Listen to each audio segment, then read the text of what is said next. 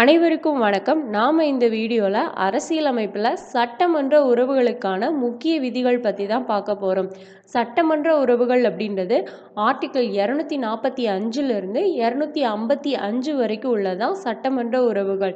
இதில் ஆர்டிக்கிள் 245 என்ன சொல்லுது அப்படின்னா, நாடாளுமன்றத்திலும் நம்மளோட சட்டமன்றத்திலும் இயற்றப்படும் சட்டங்களோட அளவு வகை பற்றி சொல்கிறது தான் ஆர்டிக்கிள் 245. அடுத்தது ஆர்டிக்கிள் 247 என்ன சொல்லுதுன்னா, கூடுதல் நீதிமன்றங்களை அமைக்கிறதுக்கு நாடாளுமன்றத்திற்கு அதிகாரம் இருக்குது அப்படின்னு சொல்லக்கூடியது எது அப்படின்னா ஆர்டிக்கிள் 247. அடுத்தது ரொம்ப முக்கியமான ஒன்று ஆர்டிக்கிள் 249 என்ன சொல்லுது அப்படின்னா, நாட்டின் நலம் கருதி மாநில பட்டியலில் உள்ள பொருட்கள் மீது நாடாளுமன்றம் சட்டம் இயற்றும் அதிகாரத்தை சொல்லக்கூடியது தான் இந்த ஆர்டிக்கிள் 249. இதுக்கு என்ன அப்படின்னா, ராஜ்யசபையில் 2/3 உறுப்பினர்களுடன் பெரும்பான்மை ஆதரவுடன் இது ஒரு தீர்மானம் கொண்டு வரும்போது அதை பாராளுமன்றம் 1 வருஷ காலத்துக்குள்ள இதுக்கு சட்டம் இயற்றலாம் அப்படின்னு சொல்றாங்க.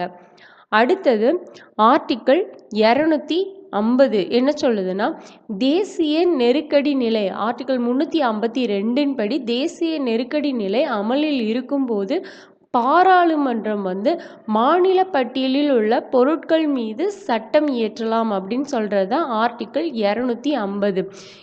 இப்போ இயற்ற இந்த சட்டம் 6 மாதத்துக்கு மட்டும்தான் செல்லுபடியாகும். இந்த தேசிய நெருக்கடி காலகட்டத்தில் 6 மாதத்துக்கு மட்டும்தான் செல்லுபடியாகும். அதுக்கப்புறம் அது திரும்பவும் மாநில அரசு கையிலே வந்துடும் அப்படின்னு சொல்கிறாங்க. அடுத்த ஆர்டிக்கிள் என்ன அப்படின்னா, ஆர்டிக்கிள் 252 என்ன சொல்லுது அப்படின்னா, இது ரொம்ப சிம்பிளாக ஞாபகம் வச்சுக்கணும். 2 அப்படின்னு வர்றதுனால இந்த மாதிரி ஆர்டிக்கிள் வந்தாலும் 2 மாநிலங்களுக்கு இடையேயான சம்திங் ஏதோ ஒரு பிரச்சனையை பாராளுமன்றம் தீர்த்து வைக்குது அப்படின்றத ஞாபகம் வச்சுக்கணும். 252 என்ன சொல்லுது அப்படின்னா, மாநில பட்டியல் மீது உள்ள பொருட்களை ஏதோ 2 மாநிலங்கள் ஒரே மாதிரியான சட்டம் இயற்றணும்னு சொல்லும்போது இதுக்கு நாடாளுமன்றம் ஒரு தீர்வை வழங்கலாம். இவங்க கொண்டு வர இந்த சட்டத்தை நாடாளுமன்றம் திருத்தவும் முடியும், திரும்ப பெறவும் முடியும் அப்படின்னு சொல்றாங்க.